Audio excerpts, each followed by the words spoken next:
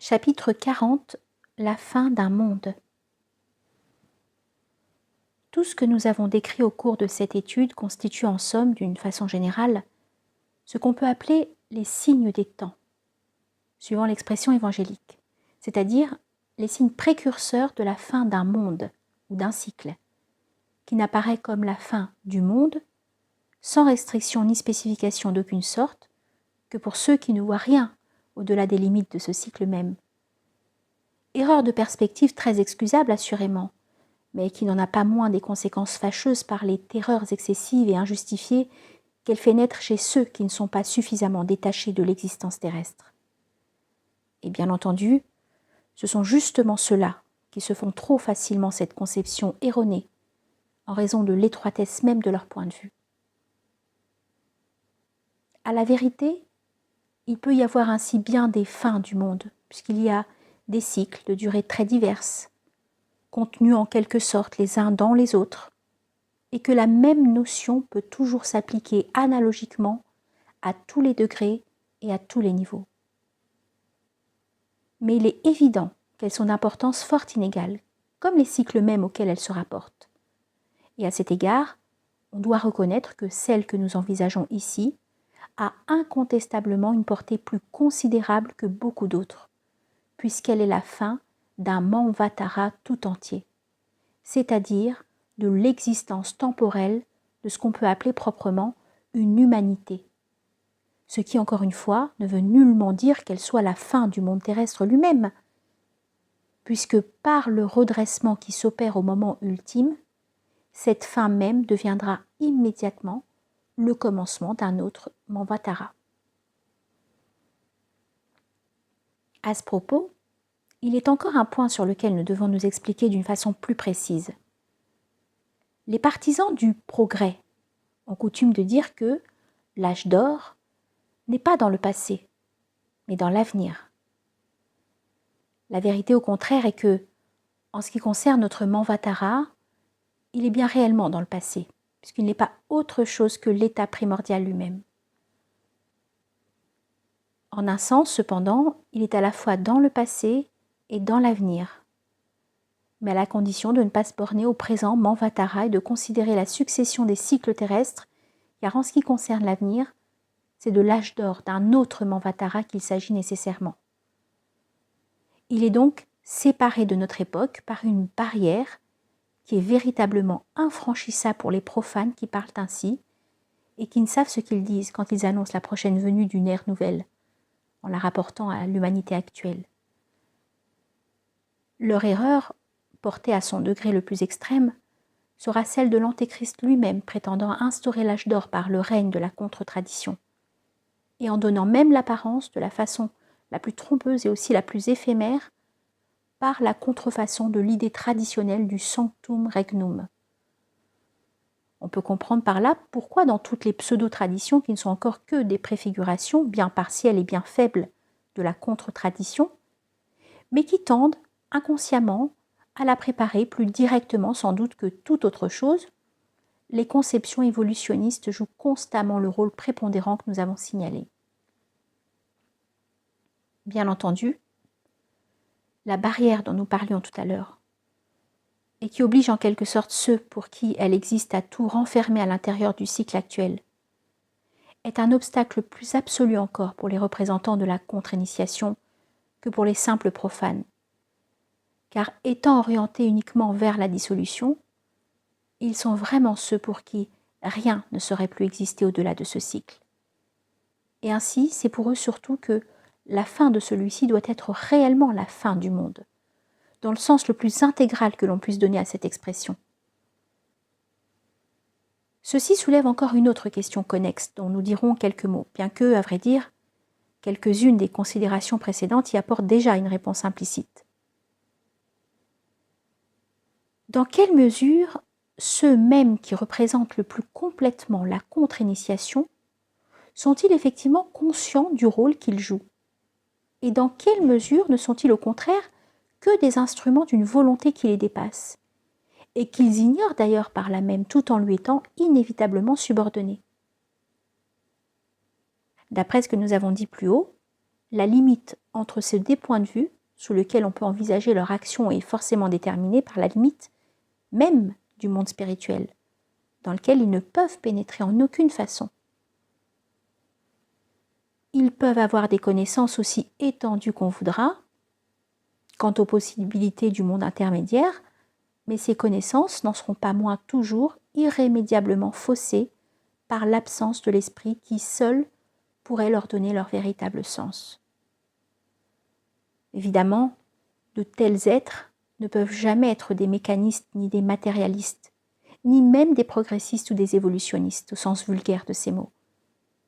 Et quand ils lancent dans le monde les idées que ceux-ci expriment, ils le trompent sciemment.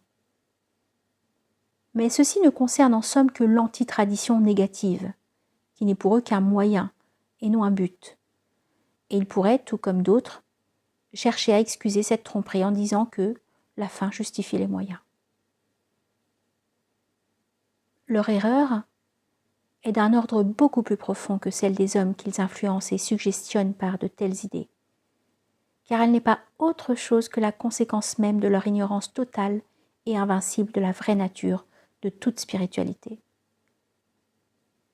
C'est pourquoi il est beaucoup plus difficile de dire exactement jusqu'à quel point ils peuvent être conscients de la fausseté de la contre-tradition, tradition qu'ils visent à constituer, puisque ils peuvent croire très réellement qu'en cela, ils s'opposent à l'esprit, tel qu'il se manifeste dans toute tradition normale et régulière, et qu'il se situe au même niveau que ceux qui le représentent en ce monde. Et en ce sens, l'Antéchrist sera assurément le plus illusionné de tous les êtres. Cette illusion a sa racine dans l'erreur dualiste dont nous avons parlé. Et le dualisme, sous une forme ou sous une autre, est le fait de tout ce dont l'horizon s'arrête à certaines limites, fût-ce celle du monde manifesté tout entier, et qui, ne pouvant ainsi résoudre, en la ramenant à un principe supérieur, la dualité qu'il constate en toute chose à l'intérieur de ses limites, la croient vraiment irréductible et sont amenés par là même à la négation de l'unité suprême, qui en effet est pour eux comme si elle n'était pas. C'est pourquoi nous avons pu dire que les représentants de la contre-initiation sont finalement dupes de leur propre rôle, et que leur illusion est même véritablement la pire de toutes, puisqu'en définitive, elle est la seule par laquelle un être puisse non pas être simplement égaré plus ou moins gravement, mais être réellement perdu sans retour. Mais évidemment, s'il n'avait pas cette illusion, il ne remplirait pas une fonction qui pourtant doit nécessairement être remplie comme tout autre pour l'accomplissement même du plan divin en ce monde.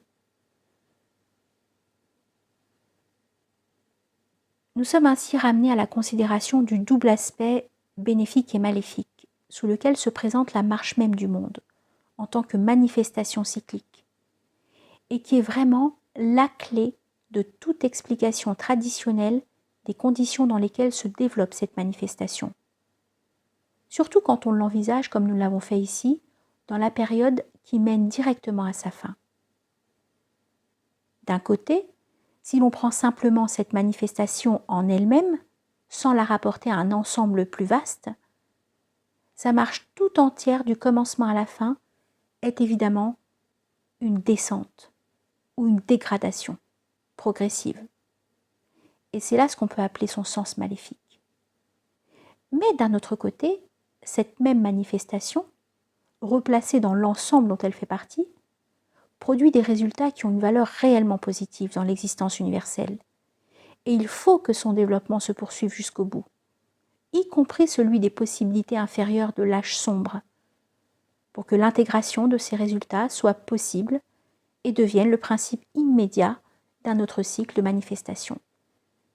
Et c'est là ce qui constitue son sens bénéfique. Il en est encore ainsi quand on considère la fin même du cycle. Au point de vue particulier de ce qui doit alors être détruit, parce que sa manifestation est achevée et comme épuisée, Cette fin est naturellement catastrophique, au sens étymologique, où ce mot évoque l'idée d'une chute soudaine et irrémédiable. Mais d'autre part, au point de vue où la manifestation, en disparaissant comme telle, se trouve ramenée à son principe dans tout ce qu'elle a d'existence positive, cette même fin apparaît au contraire comme le redressement, par lequel ainsi, que nous l'avons dit, toutes choses sont non moins soudainement rétablies dans leur état primordial. Ceci peut d'ailleurs s'appliquer analogiquement à tous les degrés, qu'il s'agisse d'un être ou d'un monde. C'est toujours en somme le point de vue partiel qui est maléfique, et le point de vue total ou relativement tel par rapport au premier qui est bénéfique. Parce que tous les désordres possibles ne sont tels qu'en tant qu'on les envisage en eux-mêmes et séparativement, et que ces désordres partiels s'effacent entièrement devant l'ordre total dans lequel ils rentrent finalement, et dont, dépouillés de leur aspect négatif, ils sont des éléments constitutifs au même titre que toute autre chose. En définitive, il n'y a de maléfique que la limitation qui conditionne nécessairement toute existence contingente. Et cette limitation n'a elle-même en réalité qu'une existence purement négative. Nous avons parlé tout d'abord comme si les deux points de vue bénéfiques et maléfiques étaient en quelque sorte symétriques. Mais il est facile de comprendre qu'il n'en est rien, et que le second n'exprime que quelque chose d'instable et de transitoire, tandis que ce que représente le premier a seul un caractère permanent et définitif, de sorte que l'aspect bénéfique ne peut pas ne pas l'emporter finalement, alors que l'aspect maléfique s'évanouit entièrement, parce qu'au fond, il n'était qu'une illusion inhérente à la séparativité. Seulement, à vrai dire, on ne peut plus alors parler proprement de bénéfique, non plus que de maléfique, en tant que ces deux termes sont essentiellement corrélatifs et marquent une opposition qui n'existe plus. Car comme toute opposition, elle appartient exclusivement à un certain domaine relatif et limité. Dès qu'elle est dépassée, il y a simplement ce qui est et qui ne peut pas ne pas être, ni être autre que ce qu'il est. Et c'est ainsi que, si l'on veut aller jusqu'à la réalité de l'ordre le plus profond, on peut dire en toute rigueur que la fin d'un monde n'est jamais et ne peut jamais être autre chose que la fin d'une illusion.